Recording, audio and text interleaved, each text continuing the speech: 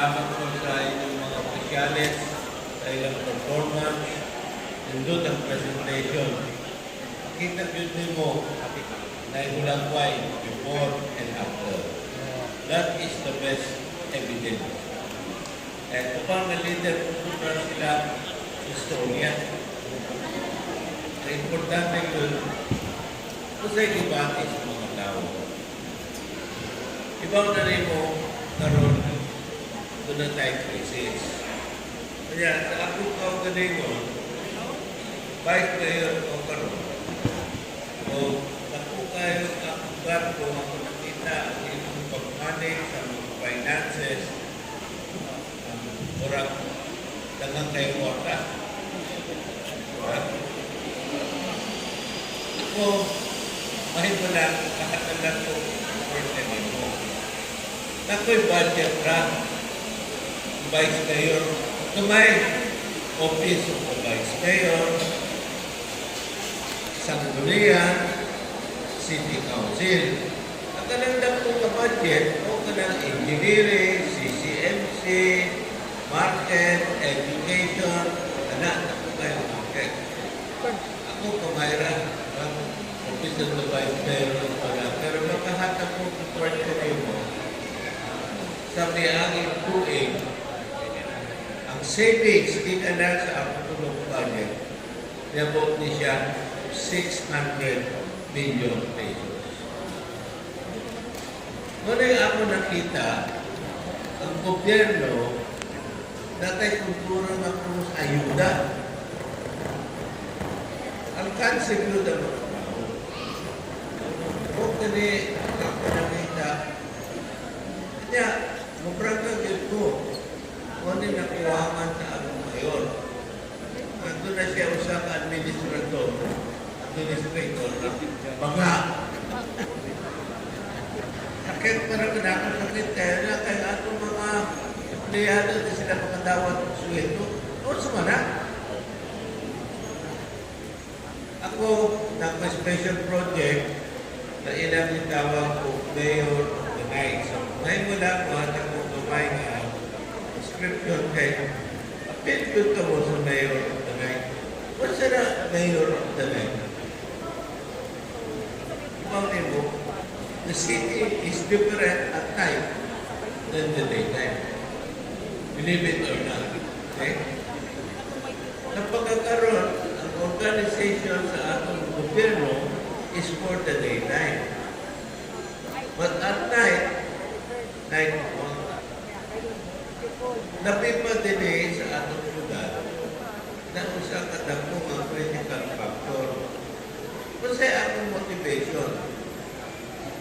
Ako naghatag og serbisyo nga kahit ka katulid para sa atong lugar. I ask myself, what did I do? Nako'y usa ka dagkong sala. Kasi ako sala. Ang mga dato na mga dato, pero mga pobre na pobre.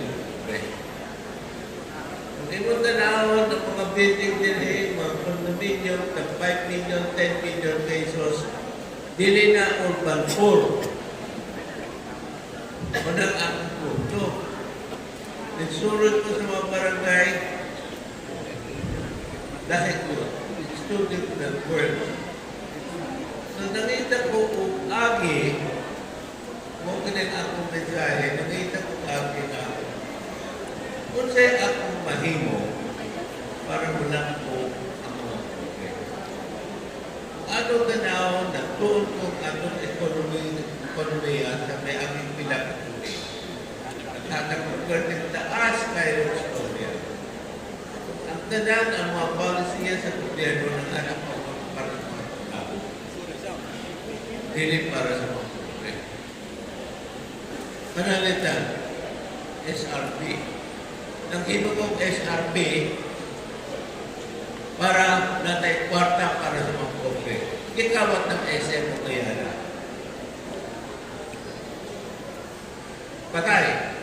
Ilang ipalit ang yuta inaagi sa mga buang dihat ni Mike Rama na 30,000 kada metro kwadrado karon balik ang yuta sa Ayala sa SRT, 500,000 kada metro kwadrado.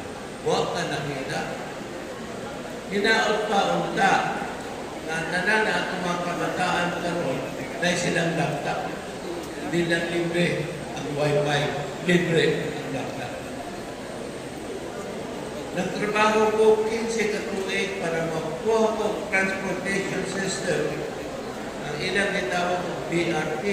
Nag-diretso din ko sa Land Bank, World Bank.